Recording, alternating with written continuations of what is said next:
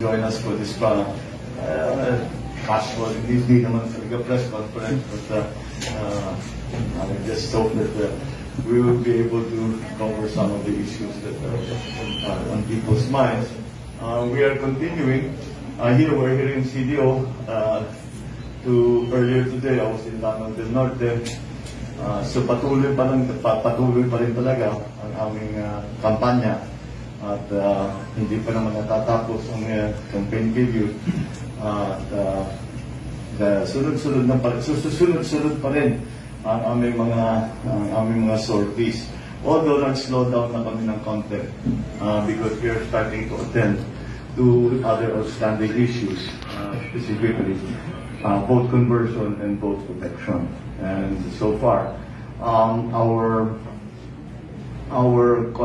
coordination with our local leaders, though incumbent, our parallel groups seem to be okay, but of course, we still have to be very, very careful. We still have to be very watchful and make sure that everything goes according to the proper procedure, especially during election day, and of course, more importantly, during the counting. So that's where we are right now, but I'm sure that you have lahat sa inyo, marami kayong naitatanong tungkol sa mga ating mga pinaplano.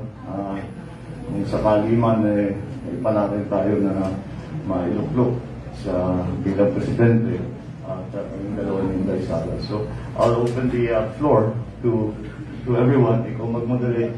Alright, sige, let's go ahead and I'll take some questions now. Okay, let's make it quick. We only have 1 hour. So first to ask the question is Hani Pisas, Power Radio Villanueva, Misamis Oriental. Good afternoon po, Senator Bongbong. Hello, nandito po ako. Where are you? Okay. Yes. Okay. In a certain post by your detractors, question po yung kakayanan na may balik sa 20 to 30 pesos per kilo yung bigas na siyang pangunahing pangangailangan po ng mga tao. Kung kayo po yung maihalal na presidente after May 9 elections, ano po yung gagawin ninyo para maibalik sa 20 to 30 pesos per kilo ang bigas sa merkado? Well, that's yung presyo nga is yung target. Pero hindi magagawa yan in 1 week or 1 year. Mahabang proseso yan kasi bubuuhin natin ulit ang buong agricultural value chain. Ibig sabihin, yung buong pagsasimula sa R&D hanggang sa halimbawa sa livestock, magdi-dispersal sa fisheries, magbibigay tayo ng malaking bangka kasi masyado nang malayo ang kailangan puntahan, 12 kilometers plus na ang kailangan puntahan ng mga mangingisda. And then, of course, for the farmers. Now, when you're talking about rice, ganun din, we will do a modern version of Masagana 99. We'll get R&D at anong hihingi natin sa ating mga field rice, yan, sa UPLD. Ang dami namang research center na pwede, in fact, nakapag-develop ngayon sila ng tinatawag na golden rice, which is a new variety. So, kailangan ng government will have to even procure seedlings para itong ibibigay, para maganda yung variety na hybrid or na binibigay natin sa mga farmers. Meron silang ginagamit na maganda. And then, ito na yung pinakamalaking problema ang hinaharap natin ngayon, yung ayuda. The ayuda sa farmers kasi ang fertilizer packet ng packet. The last time I looked, urea is at 3,000 pesos already. Maraming ang hindi nagtatanim dahil sabi nila hindi naman sila pwedeng kumita. So we have to do something about that. Siguro the immediate idea na pwede natin gawin is the government will buy in bulk para makamura. At yun ang ipapasa as part of maybe a production loan para sa mga farmers na ibibigay sa beginning of the planting season. And then, yung mechanization, kailangan natin gawin ng mechanization. To compete in the international rice trading market, we have to bring our labor cost down.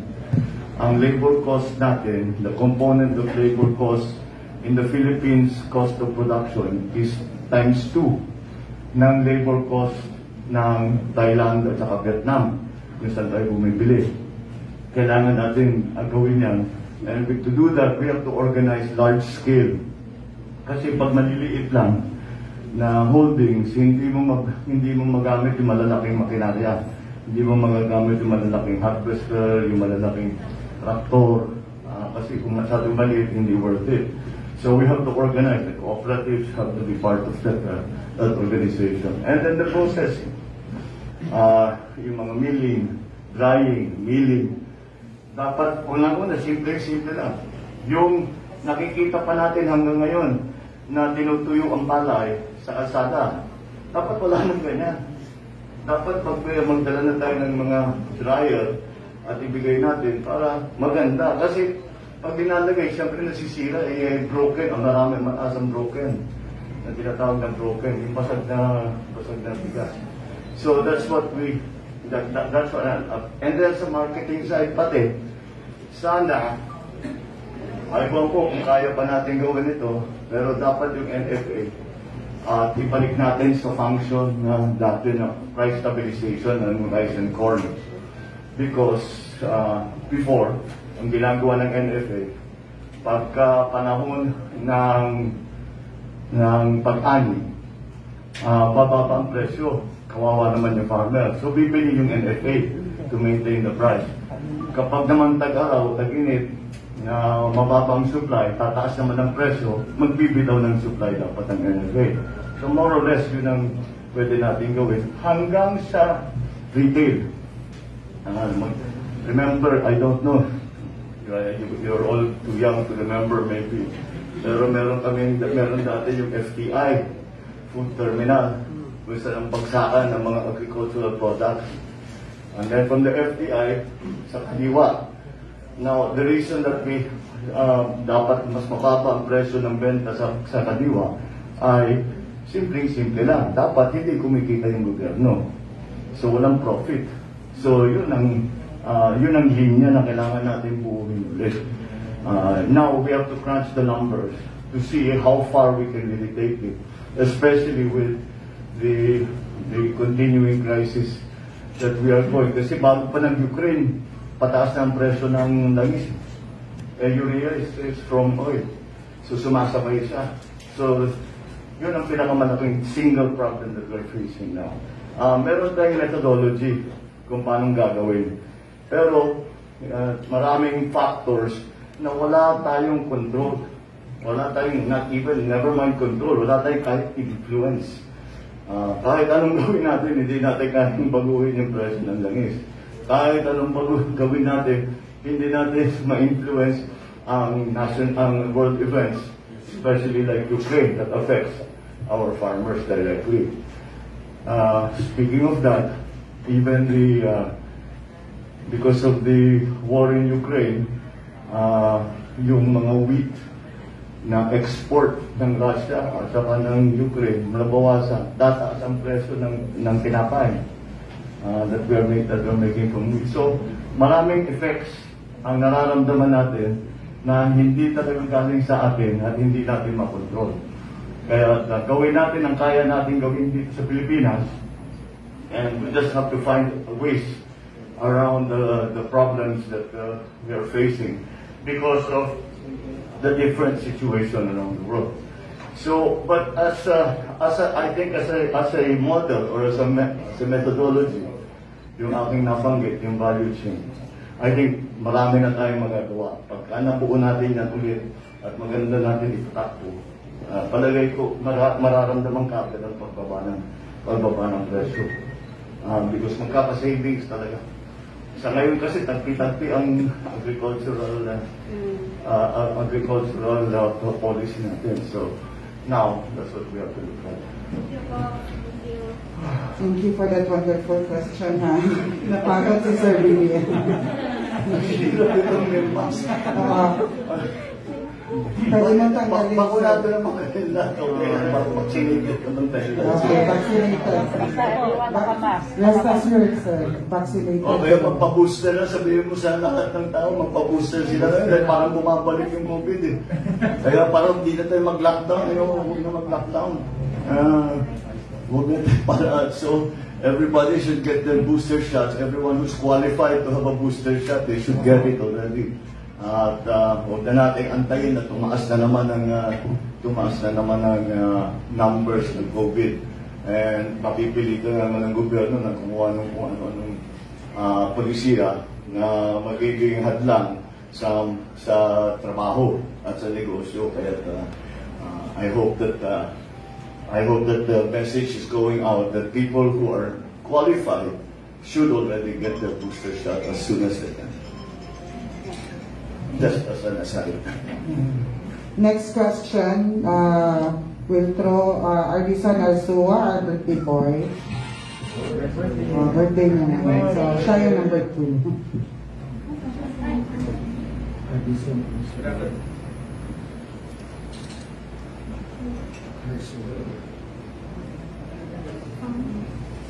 Hello.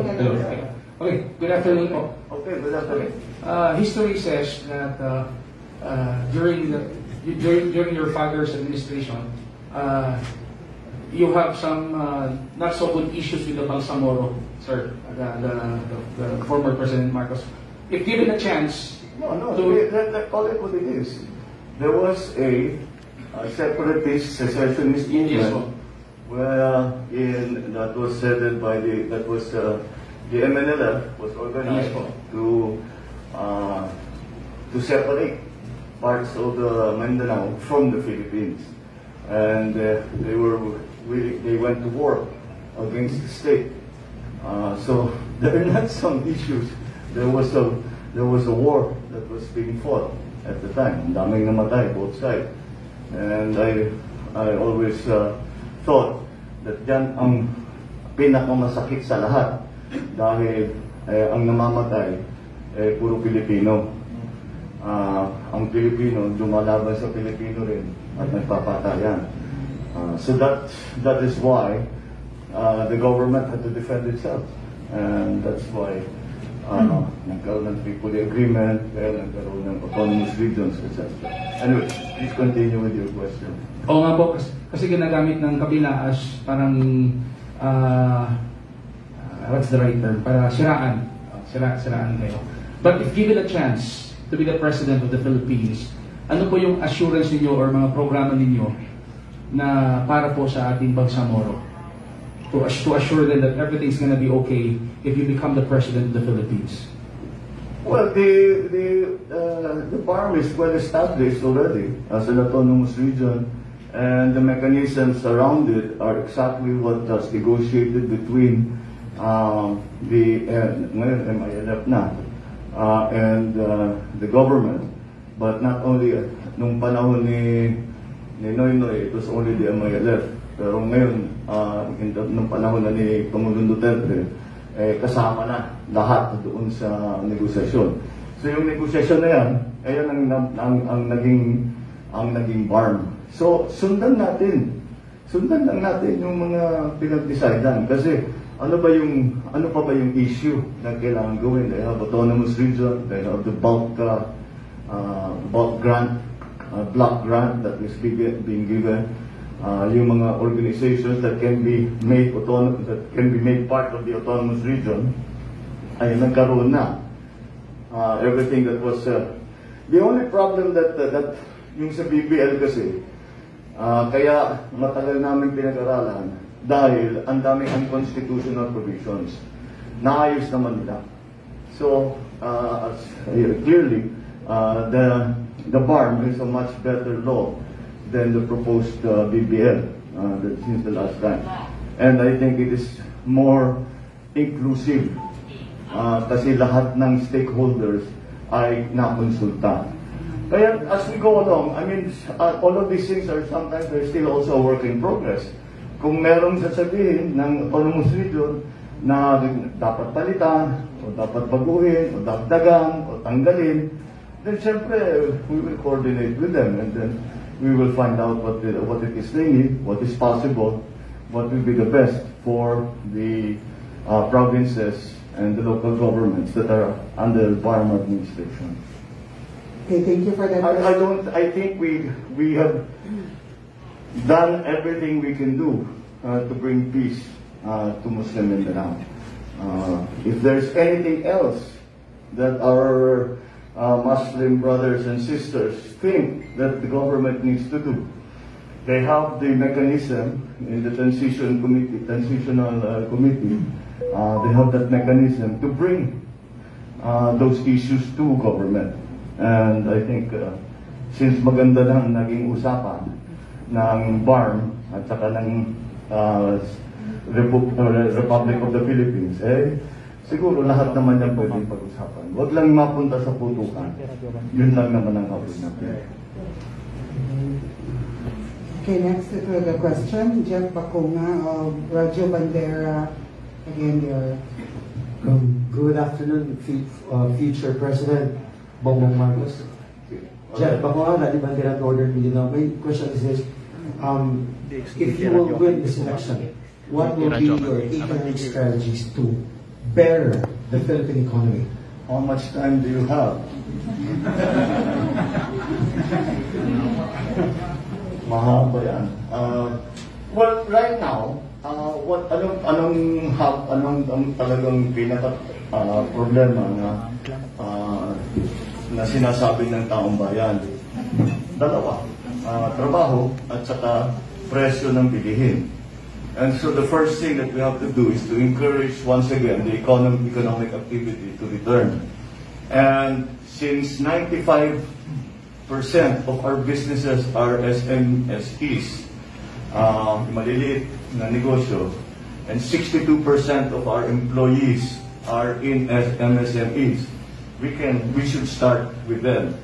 Dahil yung mga nalugi, yung mga nalubog sa utang, yung sara, ay kailangan natin tulungan yan. So sa aking palagay, we can do it if we have a good partnership between public and private. Dahil, syempre, abot na yung utang natin sa 13 trillion. Tumataas, we're already 63% of GDP at ang ating utang. Mataas-taas yun. But, so we will need assistance. Hindi kaya ng gobyerno pondohan lahat ng ating gustong gawin. So magpapatulong naman tayo sa private sector din.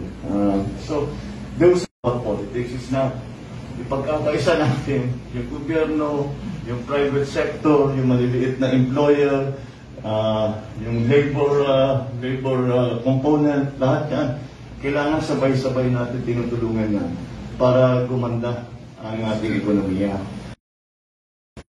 Forward thinking at gagawin natin, isipin natin in terms of agribusiness.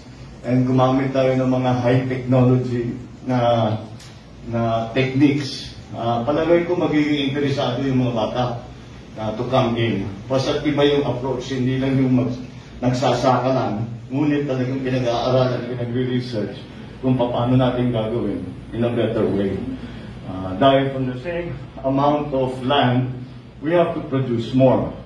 And to do that, we need the latest technologies, the latest techniques. And I think young people will be interested in providing that. So those are the general areas. We have to also continue the build program of President Duterte. Yes. Because infrastructure is always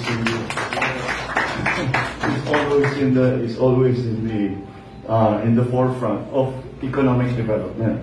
Yan talagang unahin mo. Kung walang kalsada doon sa lugar na yun, wala talagang mangyayari doon. Pag magbukas ka, maglagay ka ng tulay, maglagay ka ng airport, napuksan yan, napupuntahan na, marami na tayong pwedeng gawin. So, the build program, the digital infrastructure has to be improved, our internet. Because even before the pandemic, talagang nagiging malaking bahagi ng buhay natin yung internet. Pero, nung dumating yung pandemya, mas lalong naging importante pa. Mas accelerate yung prosesong yun. Nandiyan na tayo. Kaya kailangan, if we are right now we're talking about 60% connectivity coverage. So 60% pa lang ng Pilipino ang may Wi-Fi. Kailangan 100% maabuti natin sa lahat hanggat maaari. So that's something that we have to work on. Marami tayong narinig na pangako galing sa mga telco na ayusin nila. Pero it will get better. Pero wala namang nangyari. At hindi ko naintindihan kung bakit ganun. So what I think we should do is really take it seriously. And hindi mo naman kailangan inventohin yung Wi-Fi. Ginagawa na sa lahat ng bansa. Gayahin na lang natin yung ginawa nila. Yung malapit sa atin, Korea, isa sa pinakamagandang sistema ng Wi-Fi. Hindi ko ano yung ginawa nila. Tingnan natin kung babagay dito sa atin. Kung ano pa yung mga bagong teknolohiya na pwede natin gamitin. Sa palagay ko, kaya natin i-improve yung takyan. As long as we have the political will to do it, and again, i-partner natin ang private sector. So, that's one part. Then, for the jobs, na aking sinasabi, for the control ngayon of commodities, it all comes down also to supply and demand. Kailangan talaga meron tayong magandang production, especially when it comes to agricultural products, livestock, sa nag-aalaga ng hayop, yung nag-aalaga ng mangingisda, kailangan tulungan din natin yan para yung presyo nga ng bilihin ay bababa. The problem with the oil is something we have to live with. There's very little we can do about it because the Philippines comprises 0.07% of the fossil fuel market in the world. In other words, napakaliit natin compared sa iba. Pero ang problema, tayo sa Pilipinas are very vulnerable to global warming, climate change. So all of these have to be taken into account. Kailangan mabalansin natin talaga natin. That's why we can go into much more detail at some point. Pero I think those are the basic elements na aking iniisip. I'm very satisfied, Mr. President. Thank you. Thank you. Thank you, Jeff. Next to ask the question, Ma'am Annalisa Reyes, Station Manager of RMN. Magandang hapon po. Radyoman Annalisa po, sir. Hello. TFC, sir. Yes po. Director. Sir, isa sa inaasahan ng mga taga Mindanao ay ang katuparan ng Mindanao Railway Project. Yes. Ano po ba ang magagawa ni Sir Bongbong Marcos bukod po dito, sir? What do you mean, ano magagawa? You can do anything you want. It depends on us and what we decide to do. Kung kayo po ang magiging presidente. Malaki ang paniniwala ko sa railway. Kung minsan sa akin palagay, mas maganda na rin ng railway kaysa sa kalsada. Because rail is still the cheapest way to move passengers and cargo. So, pag binuksan, pag naglagay tayo ng railway system, malaking bagay yan para sa ekonomiya.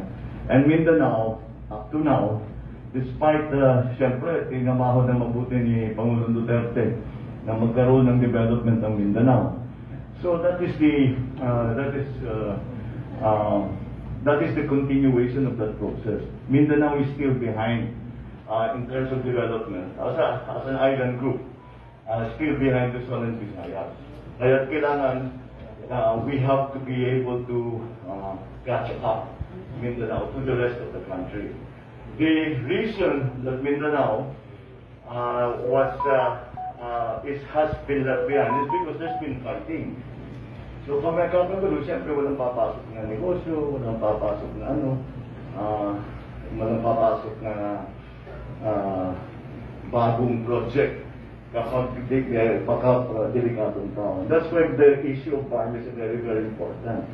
That we maintain that peace, because if we can maintain that peace, then we can start to develop Mindanao properly, like it was always supposed to be. The land of promise, gawin na natin totoo. Let us fulfill that promise already. But the way to do that is to make sure that the security of the area is good. And that is magdadagdag yan eh. The security will improve pag gumanda yung development. Di ba? Wala nang dahilan para makipag-away. Kasi lahat ng kailangan ng tao na ibibigay, then there's no reason to have a conflict anymore. So, yes, I think that Mindanao is still the land of promise. I really believe that. And I think it is high time in our history that promise is fulfilled. Okay, thank you. Thank you. Next will be Alvin Saviring of Northern Mindanao Daily News. Hello, good afternoon, sir. Good afternoon. You have claimed that you were cheated in the last national elections, forcing you to file an election protest against the VP levy. You even requested for a recount of votes in some areas in Luzon and Visayas. And here in Mindanao, you cited, I think, Basilan, Maguindanao, and Lanao Sur for alleged widespread fraud. Now, how do we make sure that your votes will be protected this time? And are there other areas in the country right now that concerns you in regards to possible election fraud and cheating? Thank you. Everything concerns me. Not only Mindanao, not only certain areas, but everywhere. Because yung ganyang klaseng wholesale na pandaraya is not really done on the ground. It's done in some secret place na. But naparami na tayong natutunan since 2016. We spent the last 6 years studying the problem. So we learned many things, what happened in 2016. Even if hindi kami nanalo sa protesta, I think we have proven to most everyone that it wasn't the right result. It wasn't the proper result. But to be philosophical about it, I suppose God had other plans for me, not to be vice president was not part of it. But anyway, as I said, we know much better now what the system is and ano yung mga weakness. Kaya yung nagkaroon ng security breach sa Smartmatic, nakita agad. Dahil alam na natin kung saan magbantay. Now, what am I worried about? I'm worried about when we talked about the security breach, pabago-bagong istorya ng Comelec. Nung una, wala. Tapos sabi na may nagdala ng computer. Tapos dahan-dahan may nakita na naman may security breach nga pero hindi importante yung mga nakuhang impormasyon. Tapos lumalabas sa dark web yung impormasyon na kinuha, it's not unimportant. So, these are the things that I worry about and these are the things that tinututukan namin to make sure na hindi na maulit at hindi na wala nang gagawin na mababawasan na ang possibility na malaki na pandaraya. So, well, we just have to be vigilant. We have to pay attention and make sure that nakabantay tayong mabuti, hindi lang kami. And the average voter, whoever you're voting for, guard your vote. Bantayan nyo na mabuti. Sana yung boto yun ay para sa amin, pero kahit hindi, ay kailangan bantayan nyo na mabuti para makatiyak tayo na bawat boto ay mabilang, bawat boto ay ma-register at masasama sa bilang sa final accounting ng boto ng Pilipinas. Thank you, sir. Thank you. Thank you, Alwin. Next will be Joel Vigili of SMNI. Good afternoon po, Mr. President. Sir, ang tanong ko lang po, sir, is panahon po namin ng mga kabataan ngayon. So, kung papalarin po kayo, sir, na manalo bilang Pangulo ng Republika ng Pilipinas, babaguhin o i-revise niyo po ang Juvenile Justice Law? Kasi sa panahon ngayon, sir, is ang underage po na involved na sa krimen, kaso hindi po sila maaaring maikulong po, sir, dahil underage nga po. Yes, but that's consistent naman with law eh. Kasi pag hindi ka age of majority, ang pananaw ay you cannot make those judgments dahil masyado ka pang bata, you're too immature, all of those things. So I don't think you can change that. Pero meron sa ibang bansa, meron silang ginagawa, yung mga underage na nahulihan ng bansa, gumagawa ng krimen, ay either sometimes they're tried as an adult, kung masyadong malaki ang kanilang krimen, or imbis na kinukulong ay dinadala sa parang anong tawag dito, para sa mga young offenders na tinatawag. So hindi kulungan kundi pang-rehab, hindi drugs pero yung rehabilitation para makabalik sila into society.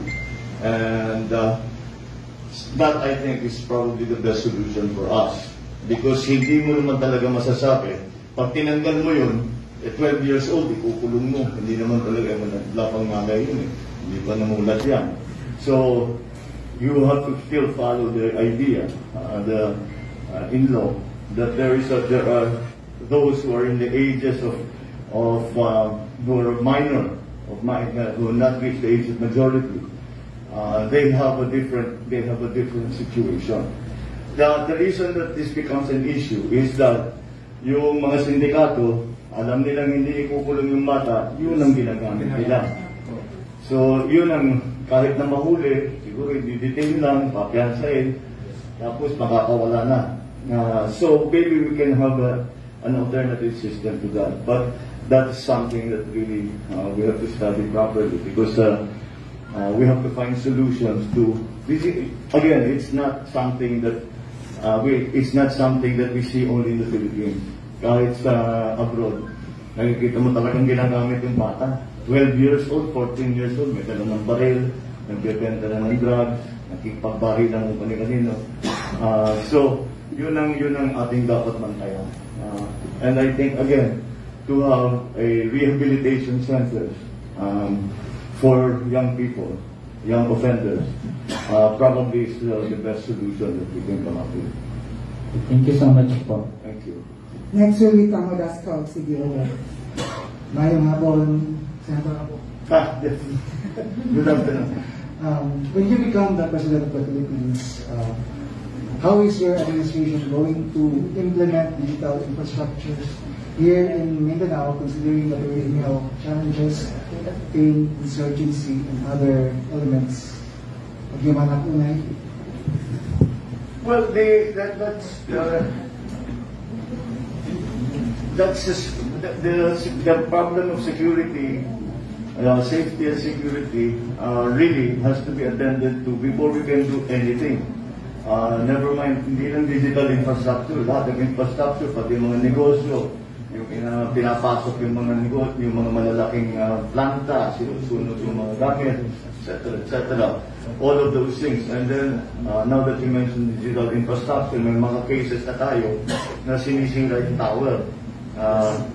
So, you cannot do, again, on basis ng lahat, hindi lang digital infrastructure, ng lahat ng development ay security. Kasi sinong negosyante na papasok sa isang lugar na maaari siyang makidnap, maaaring sirain yung planta niya, o binablockmail sila, hinihingan sila ng malaking pera. All of those things, kailangan talagang ayusin mo muna before you can talk about any kind of development. Now, if we have achieved at least level of security, na masasabi natin we can start to bring new technologies and develop it. I'm not, you don't have to be proud and you have to say, ito, Filipinong made it. Gayahin natin yung nasa labas. Gayahin natin ang pinakamagandang sistema. I mentioned kanina Korea. Korea seems to be one of the model, especially in this part of the world. Yun ang maraming model. Di gayahin natin. Meron dyan ibang bahagi ng kanilang sistema na hindi bagay sa Pilipinas. So, gagawa tayo na sarili natin.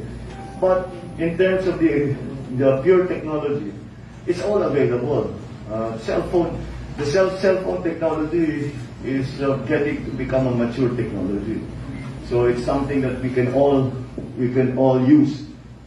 We can apply in any place. good thing about the digital infrastructure is that to be able to use it, it does not matter kung nasaan ka. Your geographic location is not important. Kaya yung mga business processing, kahit na malayo sa basta magandang internet, tuloy-tuloy ang trabaho nila. So those are the kind of advantages that we want to make use of for that. But again, I think the technical problem of the digital infrastructure is not that hard because the answers have already been shown to us by the experience of many other countries. It's the way we design the system. Maraming nagsasabi that we have to put in a backbone for ang gobyernong may-ari. Kasi sa ngayon, yung backbone na hindi gobyernong may-ari. So, may mga issue din sila, business sa negosyo. So, that's something that we have to look into. But I think, ako malaking tiwala ko na kayang-kaya ng mga Pilipino na scientists, na kayang mga technical natin, mga computer engineers natin, kayang-kaya nila yung tayuin at ipatakbo ang digital infrastructure. It's just a question of putting up a system, and when I talk about system, a regulatory system, a monitoring system, so that we will support the development of the digital infrastructure. And again, I think you will hear me say this many times. We have to have a stronger partnership between the private sector and the public sector in that regard. Okay, thank you, Tom. So I'll call on Andy Coco of RMN. Sir, Naibag sir. Okay, sir. Speaking of the war on drugs of President Duterte, ano pong sa tingin niyo, sir, kailangan ba ipagpatuloy ito? Very controversial ito na policy ng ating government. And maliban sa Bill program, ano pa ang mga magagandang programa ni Presidente Duterte na kailangan ipagpatuloy? And nalalapit na or malapit na matapos ang kampanya, sir. Ina-expect niyo po ba na i-endorso kayo ni Presidente Duterte? That's yun. Yan ang po, sir. Ano yung una? The war on drugs, ayon sa palagay ninyo, may problema pa ba o nawala na yung problema ng droga? Nandiyan pa. So, we have to continue doing something about it. Now, ang naging focus ng Duterte administration is the enforcement side ng drug problem. Sa aking palagay, nadala na natin lahat ng kaya, nagawa na natin lahat ng kaya natin gawin, most of what we can do with on the enforcement side. Kailangan din natin pag-aralan yung prevention, turuan natin yung mga bata, magpapasok sa ganyang klaseng buhay, magsisira, etc. etc. Kasama na yan siguro, kasama din ang magulang, kasama din ang eskwela, kasama din pati ang simbahan. Kailangan mapasok natin sa kultura natin at yung pagtuturo natin sa mga kabataan na delikado yan. At hindi lang buhay mo ang sisirain mo, yung buhay ng buong pamilya mo, pati buhay ng community mo ay masisira pagka napasubo kayo sa ganyan. Hindi lang user, kung mapasama na kayo sa sindikato, walang magandang tutunguhan yan. That's the first thing. The second thing is cure. Kailangan, we are supposed to have regional rehab centers in every region. Hindi pa natin nabubuo yan. Merong ilang natayo na malalaki na dala ng mga Chinese investor. Kailangan natin paramihin. And kung meron tayong ginawa sa prevention, napasubo pa rin, na-addict pa rin, kailangan talaga bigyan natin ng pagkakataon na ma-rehabilitate.